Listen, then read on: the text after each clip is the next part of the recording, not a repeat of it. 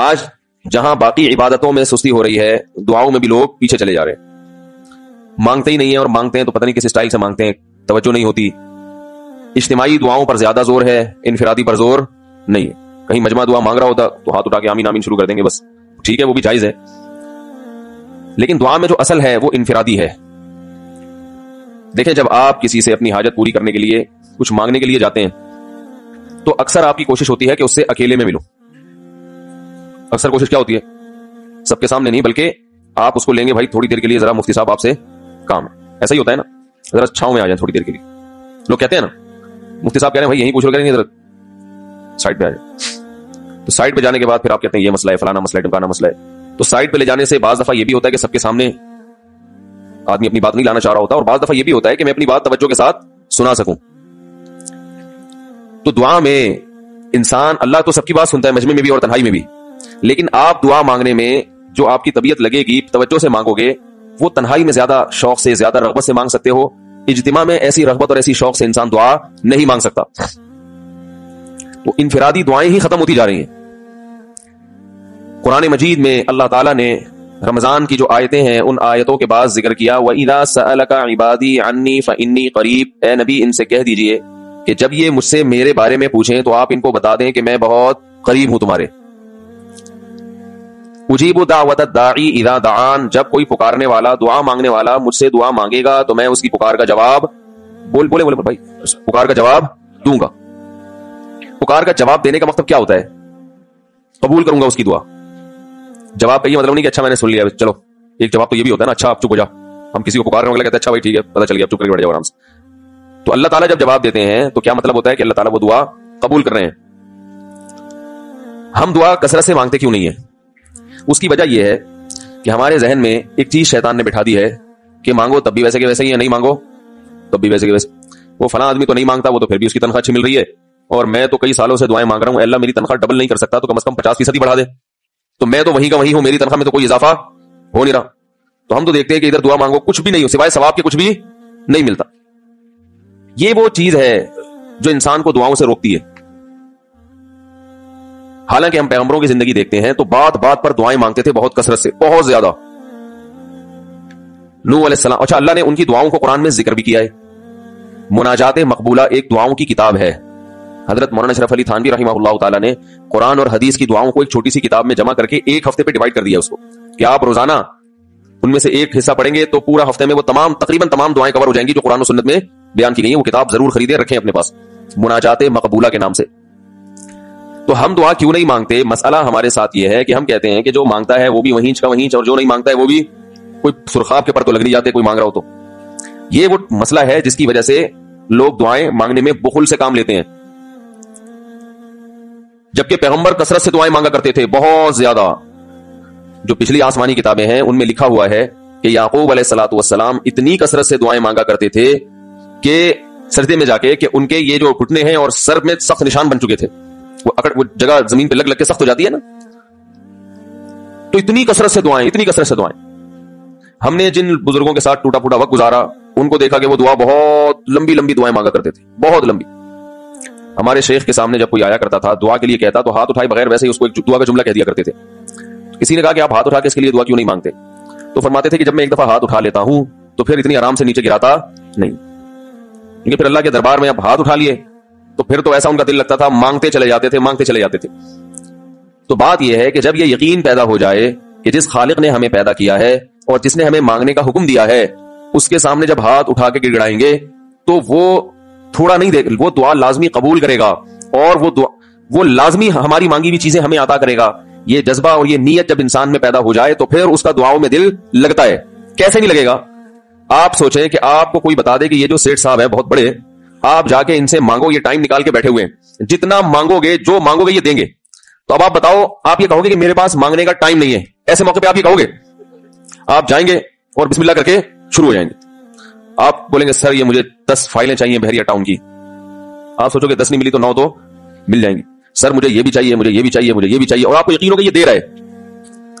تو آپ کبھی بھی کنجوسی سے کام نہیں لو. پھر آپ یہ نہیں کرو گے کہ آپ مانگتے ہوئے جو ہے نا اس سے آپ جب مانگ رہے ہو تو آپ کبھی ادھر دیکھ رہے ہو، کبھی ادھر دیکھ رہے ہو، کبھی ناک میں انگلی گھما رہے ہو، کبھی سر میں کھجا رہے ہو. کوئی آ کے اس دوران آپ کو چھیڑے گا تو آپ کہو گے یہاں سے دفع ہو جاؤ، میں کام کر رہا ہوں, ایک بندہ سخاوت جوش میں آیا ہوا ہے ابھی, اور فائلیں بحریہ ٹاؤن کی فری میں بانٹ رہا ہے. اس نے کہا بھائی جتنی مانگو گے دے دوں گا, اور جو مانگو گے دے دوں گا. تو ابھی تو میرے پاس ٹائم کم ہے, مقابلہ بہت سخت ہے. اور پھر اس میں آپ کو الفاظ بھی خود بخود آ جائیں گے, کس طرح سے سمجھانا ہے. مختلف طریقوں سے آپ بات کو گھماؤ گے. سر پلیز آپ بات کو سمجھا کریں, میں آپ کے پاس آیا ہوں, آپ کو پتا ہے میں ادھر بھی جا سکتا تھا, وہ وسیم کباڑیا کا بزنس بھی آج کل بہت چل رہا ہے, میرے پرانے اچھے تعلقات ہیں, لیکن مجھے پتا تھا کہ آپ ہیں, آپ جیسا سیٹ تو کوئی ہے ہی نہیں, اور ہر مشکل میں آپ نے میری مدد کی ہے. جو الفاظ بھی اس کی سخاوت کو ابھارنے والے ہوں گے وہ تمام آپ اس موقع پر اس کے اوپر انڈیل دو گے, پورا دیگچا بھر کے اس کے اوپر ڈال دو گے آپ. تو اللہ سے جب مانگتا ہے انسان اور اس کو یقین ہو کہ اللہ میری دعا کو پورا کرے گا, تو اس یقین کے ساتھ جب دعا مانگی جاتی ہے تو اس کا اسٹائل کچھ اور ہوتا ہے, اور ایک فارمیلٹی پوری کرنے کے لیے دعا جب مانگی جاتی ہے جیسے کہ ہمارے ہاں ہو رہا ہے, تو اس کا اسٹائل اور انداز کچھ اور ہوتا ہے. ہمارے ہاں دعا پڑھی جاتی ہے, مانگی نہیں جاتی. ربنا آتنا فی الدنیا حسنۃ وفی الآخرۃ حسنۃ وقنا عذاب النار, آمین. اور کہ ربنا ظلمنا انفسنا وان لم تغفر لنا وترحمنا لنکونن من الخاسرین, آمین. یہ دعا مانگی جا رہی ہے یا پڑھی جا رہی ہے؟ یہ تو پڑھی جا رہی ہے, آمین بھی پڑھا جا رہا ہے اس پہ. تو اللہ نے ہمیں یہ نہیں کہا کہ اقرأوا الدعاء عند ربکم, اپنے رب کے سامنے دعائیں پڑھا کرو. اللہ نے کہا ادعوا, مانگو, پکارو, مانگو اس سے. بھکاری جیسے بھیک مانگتا ہے نا, لوگ کہتے ہیں مانگنے کا کیا طریقہ ہے. بھائی جو بھکاریوں سے پوچھو بھیک مانگنے کا کیا طریقہ ہے. بھکاری اکثر ان پڑھ ہوتے ہیں, جو پڑھے لکھے بھکاری ہوتے ہیں پھر وہ IMF سے مانگتے ہیں, وہ چھوٹی بڑی چیزیں نہیں مانگتے. بھکاری اکثر کیا ہوتے ہیں؟ ان پڑھ, جن سے ہمارا صبح شام واسطہ پڑتا ہے. تو یہ کسی سے بھیک مانگنے کا طریقہ سیکھ کے آتے ہیں. بولو بھائی, کسی سے طریقہ سیکھ کے آتے ہیں کہ یار وہ ذرا فلاں بندے سے چندہ مانگنے کا طریقہ بتانا. اگر کوئی بتائے گا بھی تو وہ کہے گا تو اپنے پاس رکھ, مجھے پتا ہے مجھے جیب اپنی کیسے بھرنی ہے. اس موقع پہ جو اس کی حالت دیکھ کے نا وہ اپنا منہ بھی ٹیڑھا بیڑا کرے گا, کپڑے بھی پھٹے پرانے, اور بہت گھمائے گا بات کو, ایسے منہ بنائے گا جیسے دنیا میں اس سے زیادہ غریب اور محتاج کوئی ہے ہی نہیں. سحری پانی سے کی ہے میں نے, گھر میں بچے بھوک سے بلک رہے ہیں, ایسی کہانیاں سنائے گا, ایسی کہانیاں سنائے گا. تو یہی حال انسان کا ہے جب اسے پتا ہو کہ میرا رب جو مانگوں گا وہ دے گا مجھے, تو پھر اس کے بھیک مانگنے کا انداز اور جو دعا مانگنے کا اسٹائل ہے وہ خود بخود فطرت اسے سکھا دیتی ہے. خود بخود اس کے اندر الفاظ آنا شروع ہو جاتے ہیں کیسے مانگنا چاہیے. لیکن پرابلم یہ ہے, مسئلہ یہ ہے کہ دل میں یہ بات بیٹھ چکی ہے کہ قبول نہیں ہو رہی. عجیب حدیث ہے, رسول اللہ صلی اللہ علیہ وسلم نے ارشاد فرمایا کہ اللہ بندے کی دعا قبول کرتے رہتے ہیں, وہ مانگتا رہتا ہے قبول ہوتی رہتی ہے, مانگتا رہتا ہے قبول ہوتی رہتی ہے, یہاں تک کہ ایک وقت ایسا آتا ہے کہ بندہ یہ کہتا ہے کہ میں مانگ رہا ہوں قبول تو ہو نہیں رہی. تو جب یہ کہتا ہے تو اس کو قبول کرنا بند کر دیتے ہیں اللہ تعالیٰ. اللہ کہتے ہیں کہ اگر تو یہ سمجھ رہا ہے کہ قبول نہیں ہو رہی تو اب نہیں ہوگی. اب عجیب بات ہے یا نہیں ہے یہ حدیث. بھائی وہ بندہ کئی سال سے دعائیں مانگ رہا تھا اور پھر آخر میں آ کے کہتا ہے کہ قبول تو ہو نہیں رہی, تو ظاہر ہے کچھ نہیں ہو رہی ہوگی تبھی تو کہہ رہا ہے نا. اس کو ایسا لگ رہا ہوگا کہ قبول نہیں ہو رہی. بھائی اس کو یہ لگ رہا ہوگا کہ نہیں, جو چیزیں مانگ رہا ہوں وہ تو مل نہیں رہی, تو تبھی تو وہ کہتا ہے کہ قبول نہیں ہو رہی. تو سوال پیدا ہوتا ہے پھر اللہ قبول کرنا بند کیوں کر دیتے ہیں. اللہ تعالیٰ جب دعائیں قبول کرتے ہیں تو اس کا انداز وہ نہیں ہوتا جیسے ایک عام انسان جب کسی کو بھیک دیتا ہے. ایک عام فقیر جب آپ کے پاس آئے گا, آپ سے بھیک مانگے گا, 100 روپے دے دو, 20 روپے دے دو, آپ اٹھا کے 100 نہیں تو 10-20 تو پکڑا دیتے ہیں اس کو, تو وہ یہ سمجھتا ہے کہ میری دعا کیا ہو گئی, قبول. لیکن اللہ تعالیٰ اس طرح دعا نہیں قبول کرتے. اگر اللہ اس طرح سے دعائیں قبول کرنا شروع کر دیں تو پھر یہ معاملہ غیب کا نہیں رہے گا.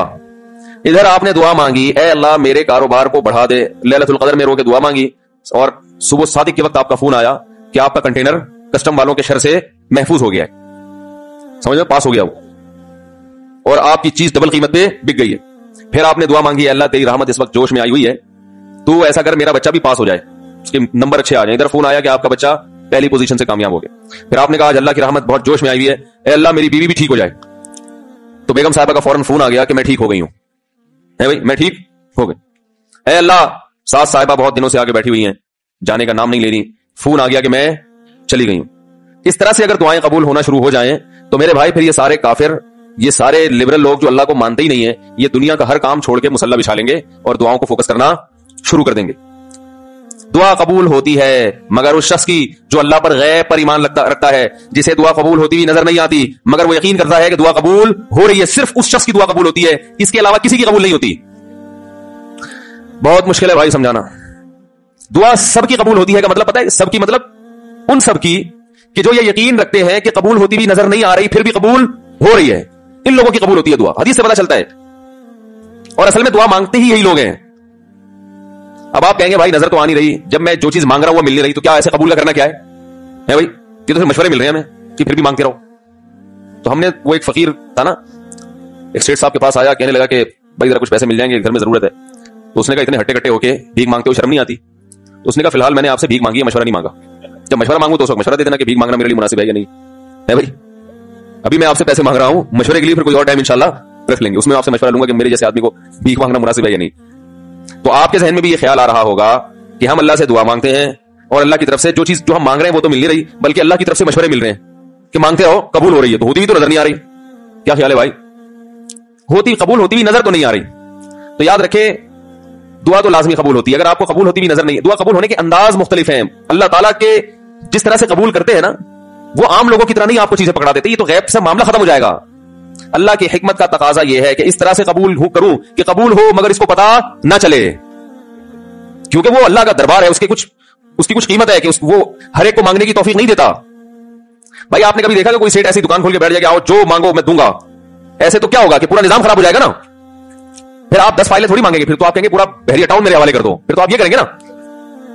یہ تو میں نے ایک مثال دی تھی. عملاً ایسا نہیں ہوتا. عملاً وہی آگے بیٹھے گا اور وہی آپ کو پیشکش کرے گا کہ اس کے کچھ اصول اور ضابطے ہوں گے, ان قواعد پہ آپ پورے اترتے ہوگے تو آپ کو وہ گھسنے دے گا. اللہ کے بھی کچھ اصول اور ضابطے ہیں, ساری دعائیں قبول کرے گا, جو مانگو گے صرف اتنا نہیں بلکہ بڑھا کے دے گا. لیکن اصول یہ ہے کہ اللہ کہتے ہیں کہ جب میں دوں گا تو نظر نہیں آئے گا, مگر یقین رکھنے کی کیا کر رہا ہوں, میں دے رہا ہوں, پھر دیتا رہوں گا میں. پھر بات وہیں آگے کھڑی ہو جاتی ہے کہ ایسے دینے کا کیا فائدہ, کہ ہماری سمجھ میں نہیں آ رہا کہ پتہ نہیں کیسے دے رہا ہے اللہ تعالیٰ. تو یاد رکھیں اللہ تعالیٰ کے دینے کا انداز تھوڑا مختلف ہے. وہ کیا ہے؟